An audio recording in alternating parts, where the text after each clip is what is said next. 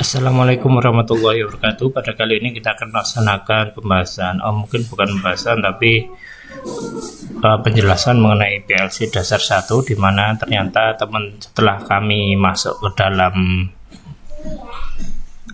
ini ada yang beberapa WA kami melalui nomor itu yang menyebutkan bahwa ternyata banyak yang dari jurusan fisika nanti harus masuk elektronika di P3-nya, atau mungkin di jurusan lainnya, atau mungkin yang elektro tapi masih mungkin awam dengan PLC. Di sini kami akan menjelaskan PLC secara dasar. Sebenarnya nggak cukup dalam beberapa menit ke depan menjelaskan PLC, namun kami akan mencoba mengarahkan pemikiran bagi yang mungkin belum paham ke menjadi pendekati gitu. Jadi mungkin ya jelek-jeleknya kalau ngawur itu milihnya bisa benar gitu.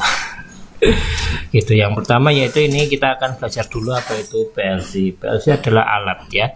Sebelum saya jelaskan, tentunya Bapak Ibu semuanya pernah melihat yang namanya mobil atau mungkin motor ya, Honda Beat yang sekarang itu, atau Honda atau Yamaha NMAX, atau mungkin merek-merek yang lainnya. Itu sudah ada yang namanya ECU. Nah, ECU ini adalah suatu komputer yang ditanamkan pada motor atau mobil yang bertugas mengatur semuanya operasi dalam kendaraan. Misalkan yang jelas yaitu pengapian. Ketika mau melaksanakan pengapian, maka yang dimaksud pengapian adalah mesin mobil atau motor ini ada pengapiannya. Jadi untuk bisa seperti itu mereka harus ECU-nya harus bisa masuk ke sini. Ada sensor oksigennya, ada sensor aliran udaranya, ada sensor macam-macam, oksigen sensor, ada mungkin suhu, kemudian ada sensor-sensor yang lainnya, sehingga bisa menyuplai bahan bakar pengapian yang tepat sehingga mesin bisa dijalankan sebagaimana mestinya. Pengaturnya itu disebut ECU, Electronic Control Unit gitu. Lah, atau EFI, Electronic Fuel Injection, yang di dalamnya itu ada. Kalau kita gambarkan seperti itu di dalam panel kontrol listrik, maka yang kita lakukan adalah sama seperti ini. Alat kontrolnya ECU tadi menjadi ini PLC. Kemudian yang diatur adalah misalkan di sini ada inverter atau pengendalian motor, kemudian ada sensor-sensor yang lainnya yang masuk melalui kabel bawah ini, begitu. Nah, jadi ini fungsinya adalah mengatur semuanya. Tinggal yang diatur apa gitu kan?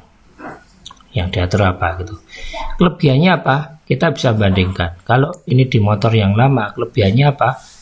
Kelebihannya kalau motor yang lama ada kalau suhunya terlalu dingin atau motor dinyalakan pertama kali, maka dia kadang harus dicuk supaya bisa menyala. Terus kemudian harus disetting menggunakan karburator dan lain sebagainya. Kalau yang motor-motor sekarang ini sudah bebas dari penyetingan, ngaturnya pun, programnya pun, bikin cepat, bikin motor lambat atau irit atau boros, bikin kenceng, tinggal meremap atau memprogramnya. Sama seperti di sini, kalau sudah dikendalikan menggunakan PLC, maka siklus kerja suatu rangkaian kontrol itu bisa diotak-atik atau bisa diatur menggunakan yang namanya PLC, karena PLC ini juga bisa diprogram. PLC bisa diprogram seperti ini, tentunya bisa memberikan manfaat yang besar. Misalkan ingin melambatkan, mencepatkan atau menambah sistem yang awalnya nggak ada, misalkan pengemasan sampo pada ada gratis sabunnya atau bagaimana, tinggal diatur itu pada area proses produksi. Nah, setelah seperti itu tentunya sudah kita ketahui ya, dari sini mesti tentunya ada input contohnya apa?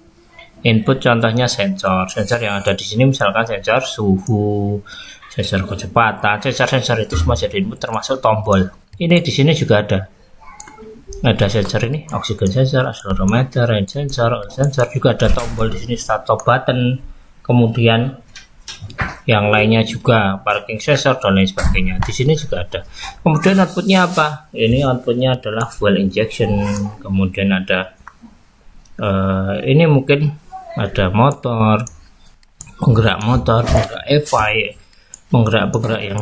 penggerak rem yang untuk ABS dan lain sebagainya. Di sini penggerak apa? Ini juga ada motor, ada mungkin lampu indikator ditutup luar sini, kemudian ada suara buzzer, kemudian ada penggerak motor yang lain atau conveyor dan lain sebagainya, pneumatik dan lain sebagainya gitu ya. Tentunya nanti bisa jalan kalau sudah diprogram.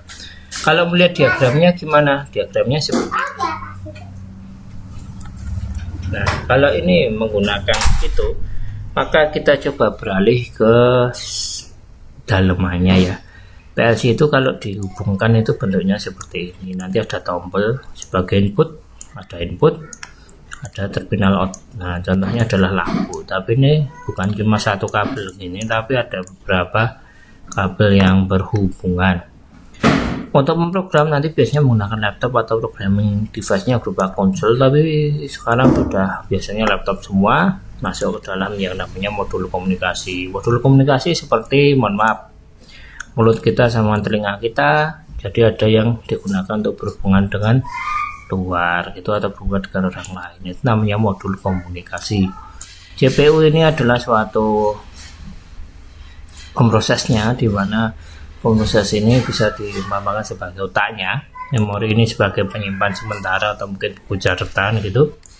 Kemudian ini adalah modul output yang nanti menggerakkan seperti otot-otot kita, dan modul input ini sensor seperti mata, hidung dan lain sebagainya. Ada tombol, sensor dan lain sebagainya.